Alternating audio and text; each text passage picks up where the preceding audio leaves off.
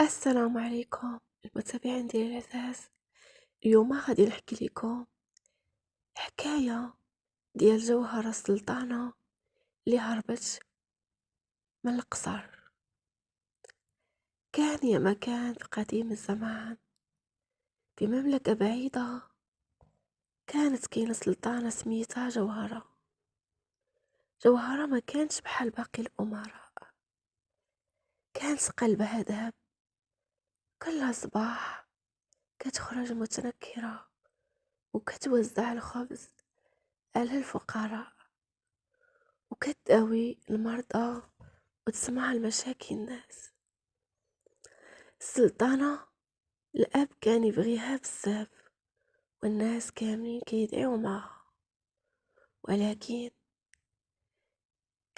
كاين واحد الوزير خبيث سميتو زياد، كان باغي هو اللي يحكم من بعد السلطان.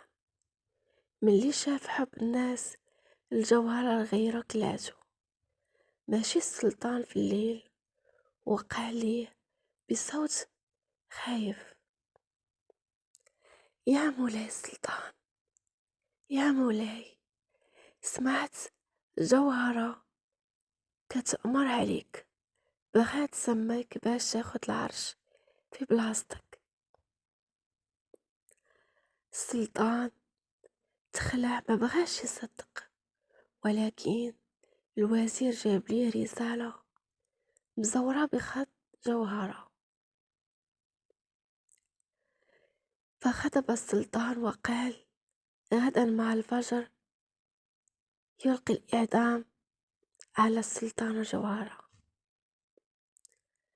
الجارية ديال جوهرة سمعت بالخبر، جات كتجري وبكات وقالت: أميرتي، أميرتي، اهربي، راهم غادي يقتلوك. جوهرة بكات، ولكن جمعت قلبها، لبسات عباءة سوداء فوق قفطانها الملكي، وهربت من باب سر في القصر.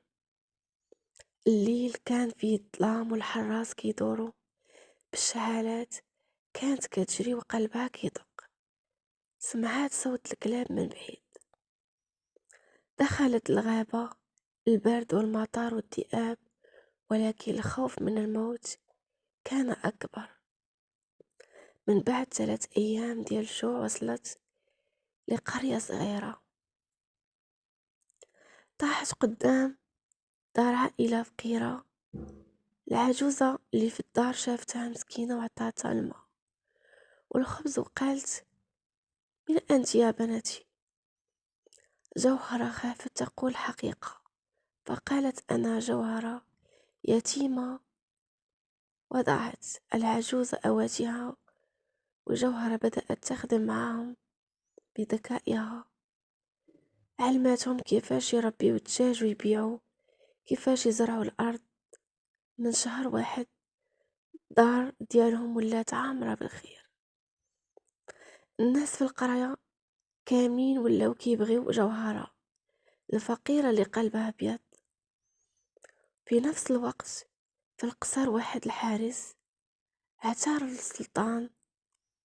الوزير هو اللي زور الرسالة. السلطان ندم وبكى وخرج يقلب على بنته في المملكة كاملة، حتى سمع البنت اللي جابت الخير للقرية. مشى ليها ولقاها لابسة ثوب بسيط وكتضحك وكتلعب مع الأطفال. ملي شافها جرى وحضنها وقال: سامحيني يا بنتي.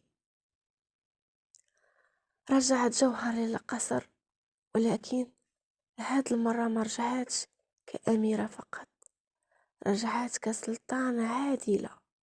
عاقبت الوزير، بنات مدارس ومستشفيات للفقراء.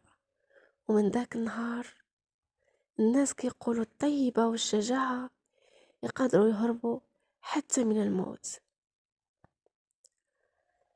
وأخيرا زالت الحكاية ديال جوهرة، ونتمنى الحكاية تعجبكم، وما تنسوناش من اللايكات ديالكم والتعاليق ديالكم باش يوصلكم الجديد.